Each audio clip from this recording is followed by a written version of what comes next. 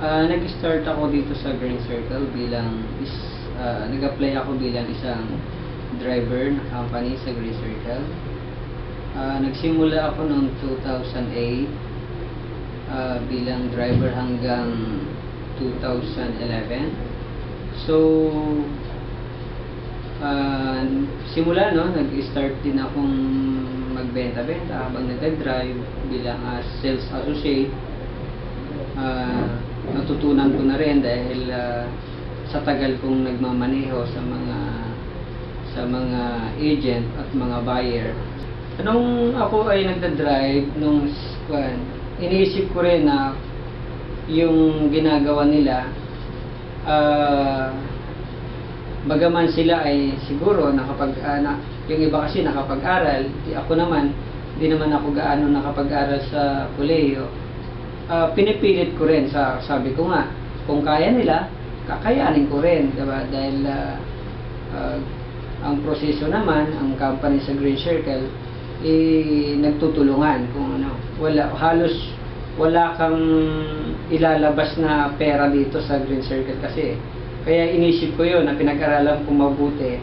Pinilit kong inaral yung tungkol dun sa Facebook kahit na wala akong alam pa dyan dahil wala akong idea dyan sa Facebook dahil ang iniisip ko mag-drive dahil wala akong time online. Kaya sabi ko nga, bakit sila ay kumikita ng malaki tungkol dito sa pag-ahente nila sa Green Circle.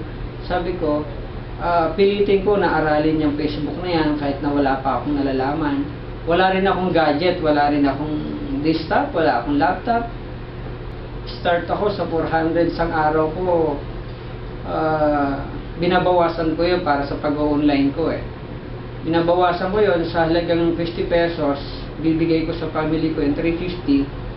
So medyo siyempre diba, halos maliit na nga lang yun para sa pamilya mo, pero yung 50 pesos na yan, yun yung investment ko para sa pag-aaral ko sa Facebook.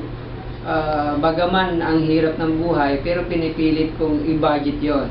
Ang dami kong natutunan, ang daming mga seminars na tinuro sa amin. So, lalong naragdagan yung aming mga kaalaman tungkol dito sa pagbebenta. Hindi lang pagbebenta, kundi pakikitungo sa mga kliyente kung paano makiharap, paano makipag-usap. Lahat yon ay itinuro dito sa Green Circle. Kaya lumakas lalo ang mga loob namin. Kahit sino ang mga nakaharap namin, hindi kami nahihiya o hindi kami naninervyos sa mga kausap namin. Nung ako ay nakabenta na at nagka-commission na rin sa Green Circle, yun ay inipon ko ng kaunti para sa pag-aaral ng mga bata. At unang-una, nung sunod-sunod na yung aking komisyon, doon ako nag-decide na bumili ng mga gamit ko para sa pagbebenta. Bumili ako ng desktop. Tapos yun, tuloy-tuloy na nakabenta rin. Tapos bumili na rin ako ng mga laptop kahit na second hand. Kasi bala ko talaga makapagpatayo na ipaayos ko yung aking bahay. Tapos yung aking mga pag-aaral ng mga anak ko dahil kailangan na silang mag-college kasi magka-college na isa. So nung nag-college na, hindi ko na pinoproblema yung mga pag-enroll nila, pamasahe araw-araw. Dahil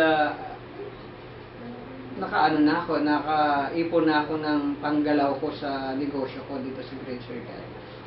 Kung hindi ako talagang nag-decide mag-sales dito sa Green Circle, baka siguro hindi ko pag-aral yung mga aking mga anak, baka stop muna sa pagka-college yung aking anak.